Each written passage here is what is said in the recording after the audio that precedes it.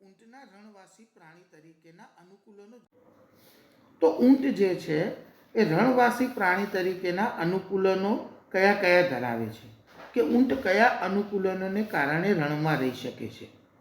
તો ઊંટના પગ લાંબા અને પગના તળિયા પહોળા હોય છે, જે તેના શરીરને રણની ગરમ રેતીથી બચાવે છે.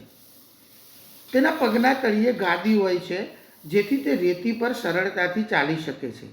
લાંબા પગ હોવાને કારણે રણની ગરમ રેતી ઊંટના શરીર સુધી પહોંચતી નથી અને પગ પહોળા હોય છે, એટલે તે રણની ગરમ રેતીમાં ખૂંપી જતા નથી.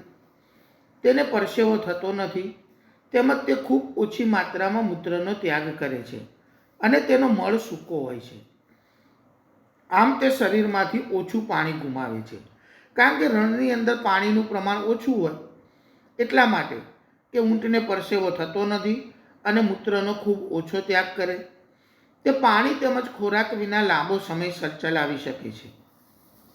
જ્યારે ખોરાક ન મળે ત્યારે તેની ખૂંધમાં સંગ્રહાયેલી ચરબીનો ઉપયોગ કરી અને પોષણ મેળવે છે. આ કારણે ઊંટ લાંબો સમય ભૂખ્યું રહે તો તેની ખૂંધનું કદ ઘટતું જાય છે. ઊંટ જે છે એ રણમાં રહેવા માટેના આવા વિશિષ્ટ અનુકૂલનો ધરાવતું હોવાને કારણે ઊંટ રણ પ્રદેશમાં સરળતાથી રહી શકે છે.